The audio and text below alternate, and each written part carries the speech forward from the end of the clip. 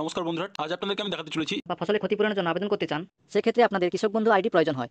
এবং সেই কৃষক বন্ধু আইডিটা কি এবং কোথা থেকে সেই কৃষক বন্ধু আইডি পাবেন এই ব্যাপারে আমি বিস্তারিত আলোচনা করব। তাই ভিডিওটা স্কিপ না করে প্রথম থেকে শেষ পর্যন্ত মনোযোগ সহকারে দেখুন।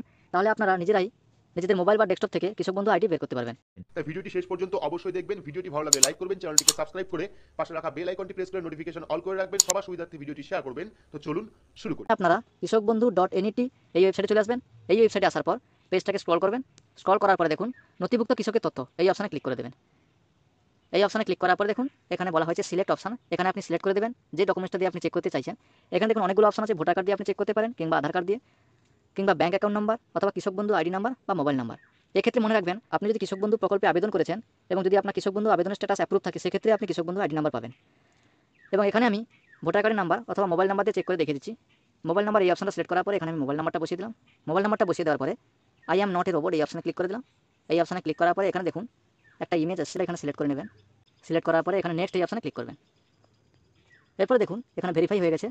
এরপরে আপনি সার্চ এই অপশানে ক্লিক করবেন। সার্চ অপশানে ক্লিক করার পরে পেজটাকে স্ক্রল করবেন। এখানে দেখুন প্রথমে আপনি দেখে নেবেন স্ট্যাটাসটা কী দেখাচ্ছে। স্ট্যাটাস যদি অ্যাপ্রুভ থাকে তাহলে ঠিক আছে, এই ব্যক্তির স্ট্যাটাস অ্যাপ্রুভ দেখাচ্ছে। এবং ট্রানজ্যাকশন স্ট্যাটাস দেখুন সাকসেস দেখাচ্ছে, অর্থাৎ এই ব্যক্তি আবেদন করেছিল, এই ব্যক্তি টাকাও পেয়ে গেছে। এরপরে দেখুন ফার্মারের নাম এখানে দেখাচ্ছে, এরপরে ডিস্ট্রিক্টের নাম এখানে দেখাচ্ছে, ব্লকের নাম দেখাচ্ছে এবং গ্রাম পঞ্চায়েতের নামটা এখানে দেখাচ্ছে, ভিলেজ দেখাচ্ছে, টোটাল জায়গার পরিমাণটা এখানে দেখাচ্ছে। এরপরে যে অপশানটা আছে ভোটার কার্ডের নাম্বার, আধার কার্ডের নাম্বার। এরপরে দেখুন বাম দিকে যে অপশানগুলো আছে, এখানে আছে AKD আইডি নাম্বার এবং তারপরে আছে KB আইডি নাম্বার। এই KB আইডি নাম্বারটা হচ্ছে কৃষক বন্ধু আইডি নাম্বার। এই নাম্বারটা দিয়ে আপনারা কিষাণ ক্রেডিট কার্ড বা ফসলের ক্ষতিপূরণের জন্য আবেদন, অর্থাৎ বাংলা শস্য বীমা প্রকল্পে আবেদন করার জন্য এই কৃষক বন্ধু আইডি নাম্বারটা প্রয়োজন হয়।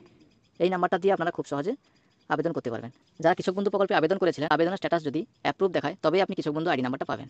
আজকে আমার ভিডিওটি ভালো লাগলে অবশ্যই লাইক করে দেবেন, আর চ্যানেলে নতুন হলে সাবস্ক্রাইব করে পাশে থাকা বেল আইকনে